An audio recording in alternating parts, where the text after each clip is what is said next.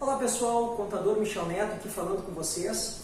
E hoje eu quero falar um pouquinho sobre os impactos causados a partir do momento em que o empreendedor ele deixou de ser microempreendedor individual e passou a ser microempresa.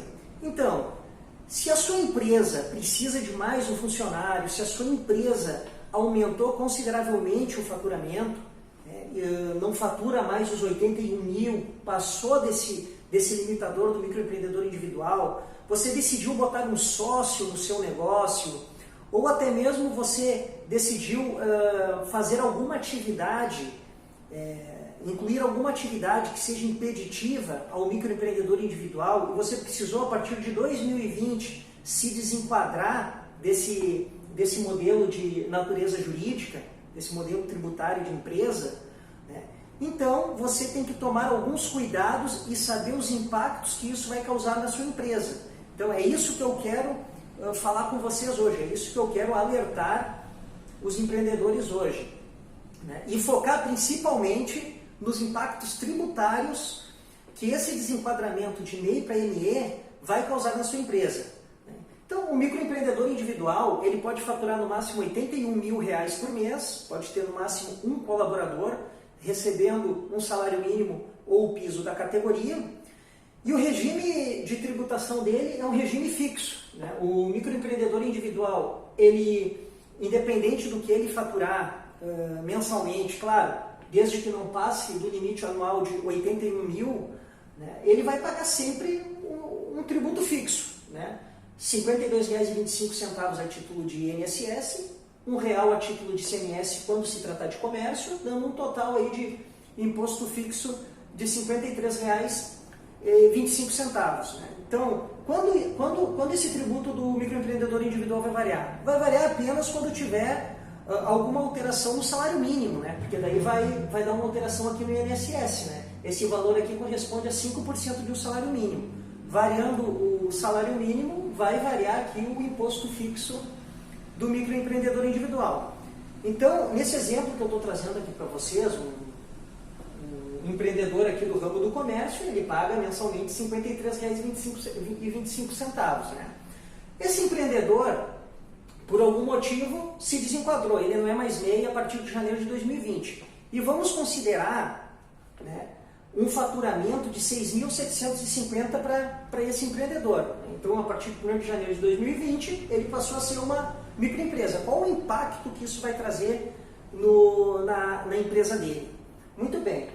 Quando a empresa deixa de ser MEI e passa a ser ME, né, ela pode faturar até R$ 360 mil por ano, né, pode ter mais de um colaborador na folha de pagamento, e ele também pode participar de outras, dependendo da natureza jurídica dele, ele pode participar, fazer parte de outras empresas também, participar, ter mais de uma empresa, participar do quadro societário de outras empresas, né? São tudo coisas que uma microempresa, né, ela pode fazer, ela tem essa liberdade. Né? Vamos considerar aqui a primeira faixa de faturamento, que é até 180 mil. O que é a primeira faixa de faturamento? Como funciona a tributação de uma microempresa? Uma microempresa ela tem várias faixas de faturamento. Quanto maior a empresa faturar dos 12 meses anteriores ao período de apuração, maior vai ser a alíquota dela. Aqui nós vamos trabalhar com a primeira faixa. Quando tu deixa de ser MEI e passa a ser uma ME, com toda certeza tu vai estar aqui dentro dessa primeira faixa aqui, que é um faturamento até 180 mil nos 12 meses anteriores do período de apuração. Então, nesse caso, a alíquota inicial para o comércio é 4%. Mas por que aqui está 2,64%? Porque aqui no estado do Rio Grande do Sul tem a figura do Simples Gaúcho, que isenta o ICMS naqueles 4%. Né? Então, veja bem, o Simples Nacional, né, dentro dessa alíquota aqui, ele tem vários tributos. Né? Enquanto o MEI tem só o INSS e o ICMS, o microempreendedor, a microempresa, ela tem PIS, COFINS, IRPJ, contribuição social, quando é indústria IPI, quando for comércio o ICMS, quando for serviço tem o ISSQN, que é devido para a prefeitura. tudo dentro desses 2,64%. Se você for olhar a tabela do Simples Nacional, vai ver que a primeira faixa é 4%, só que no Rio Grande do Sul o ICMS ele é isento, baixando essa primeira alíquota aqui para 2,64%. Então, vamos exemplificar aqui um comerciante que faturou R$ 6.750 no mês de janeiro e vai recolher a sua guia do Simples Nacional. Então, quanto ele vai recolher? Aplica-se a alíquota de 2,64% sobre 6.750, ele vai ter um Simples Nacional de R$ 178,20 a pagar. Veja que tem uma diferença considerável já, né? O INSS do microempresário, enquanto no MEI é 5% sobre o salário mínimo, a partir do momento que deixa de ser MEI, ele vai recolher 11% sobre um salário mínimo, né, inicial. Aqui, nesse caso aqui, também o empresário tem a liberdade de recolher o prolabore dele sobre 1, 2, 3, 4 salários, né? Isso aí vai variar conforme a capacidade financeira da empresa dele de arcar com essa despesa previdenciária e também com a vontade dele, né? Se ele, aqui no exemplo, esse empresário decidiu continuar contribuindo sobre o salário mínimo, só que ao invés de 5%, aqui na condição de microempresário, ele vai contribuir com 11%. Quanto esse microempresário aqui vai ter que recolher de tributos em janeiro de 2020, na condição de microempresa? R$ 293,15.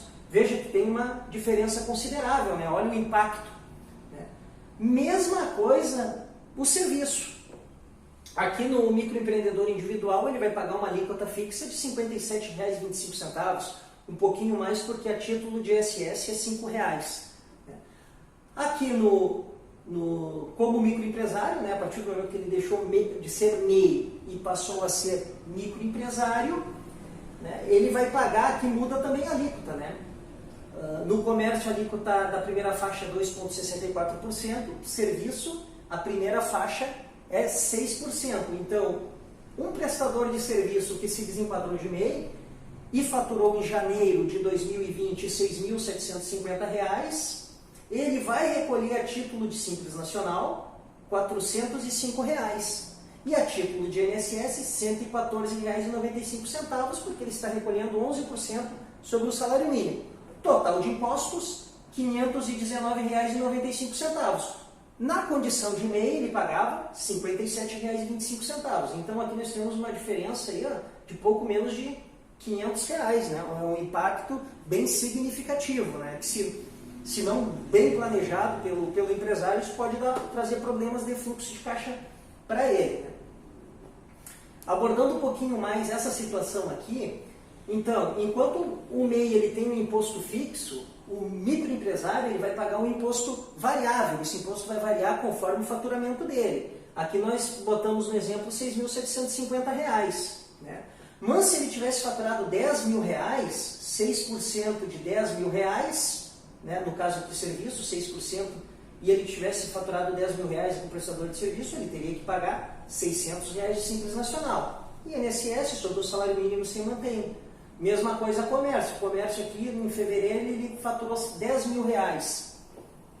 Ele vai pagar 2,64% sobre esses R$ 10.000 de tributo, R$ 264,00. Então, quanto mais o microempresário fatura, maior o Simples Nacional dele, maior o imposto dele, né? E aqui no MEI, não. No MEI se mantém fixo. Pode faturar 2, 3, 4, 5, 6 mil no mês, ele vai pagar sempre essa taxinha fixa. E se o MEI não faturar, vai pagar a taxinha fixa, né? Aqui, se o microempresário não faturar nada, ele não vai pagar nada de Simples Nacional. Então, conforme o faturamento é que ele identifica o imposto dele, né? E quais os cuidados necessários a partir do momento que tu passou de MEI para ME? O que mais o empresário deve focar de cuidados? Revisar a precificação é muito importante, porque a tua estrutura de custos de despesas vai mudar. Só o impacto tributário aqui, ó, já dá para ver que o impacto não é pouco. E logo, um preço que tu praticava como microempreendedor individual, né, tu precificou lá o teu produto e o teu serviço contemplando esse custo fixo aqui de tributo, nesse caso aqui é um valor consideravelmente maior, então logo isso vai afetar a precificação do teu produto. Se não mexer, tu não fazer uma revisão dessa precificação, a tua lucratividade pode diminuir bastante, né? E gerar alguns problemas na empresa, né? Aumento de obrigações acessórias. Enquanto o MEI, a declaração que ele tem que entregar uma declaração por ano ao final do ano, né? Ao final do ano, no ano subsequente, né? O MEI ele tem que entregar uma declaração anual até 31 de maio do ano subsequente, né? Essa é a obrigação do microempreendedor individual. E dependendo do caso, também é imposto de renda da pessoa física, mas aqui nós estamos focando nas declarações da empresa, né? O MEI também ele tem que preencher um formulário todo mês, lá que o portal do empreendedor disponibiliza, que ele tem que mencionar lá quanto ele vendeu de produtos e serviços e quanto que ele emitiu de nota, quanto dessas vendas ele emitiu de nota e quanto ele vendeu sem nota, né? Ele tem um formulário lá que ele tem esse controle, né? Embora não precisa transmitir para a Receita Federal, é um formulário que serve depois como suporte para fazer a declaração anual do MEI, né? Fazer todo mês ali para ter o valor correto para informar na declaração anual do MEI. Então o MEI, ele não, ainda falando das obrigações acessórias, o MEI ele não tem a obrigatoriedade de emitir nota fiscal para pessoa física, apenas pessoa jurídica. Para pessoa física ele não precisa emitir nota. Já na condição de microempresa, né, deixou de ser MEI e passou a ser microempresa, toda e qualquer operação que o empresário fizer aqui de venda, ele vai ter que emitir a nota fiscal por lei. Então tem que considerar o aumento das obrigações acessórias. A microempresa ela tem aí 4, muitas vezes 5 obrigações acessórias para enviar mensalmente, tanto para a Receita Federal, para o município, para a Receita Estadual. Então uma série de obrigações acessórias que, se não cumpridas, geram multas altíssimas, podendo até, com o decorrer do tempo, o empresário ter o seu CNPJ inapto à sua inscrição estadual baixada de ofício, a inscrição municipal baixada de ofício, pela falta da não entrega das obrigações acessórias. Então, se aqui o MEI não precisa de contador, aqui com certeza ele vai precisar. Com certeza ele vai precisar, não só para auxiliar ele nas questões burocráticas de envio de obrigações, mas também para auxiliar ele em toda a gestão financeira da empresa, né? Auxiliar ele no mapeamento correto do fluxo de caixa, para que ele possa crescer de forma sustentável, para que ele possa progredir com segurança, né? E a empresa dele possa crescer com bastante segurança também. E focar também na organização. Deixou de ser MEI, passou para microempresa, já é um porte de empresa maior, digamos assim, que já é algo mais profissional, tem mais obrigações para com o governo, né, mais responsabilidades. Então, a empresa tem que aprimorar a parte de organização documental, a parte de processos, procedimentos, né, para que tudo ocorra bem e para que essa transição de MEI, de desenquadramento de MEI e passar para ME, seja feita de forma tranquila, saudável, né, e que a empresa possa continuar crescendo, que esse desenquadramento não vire um problema para o empresário, né? Então, seguindo essas instruções, planejando direitinho, né, a empresa só tende a crescer. E é positivo o MEI se desenquadrar.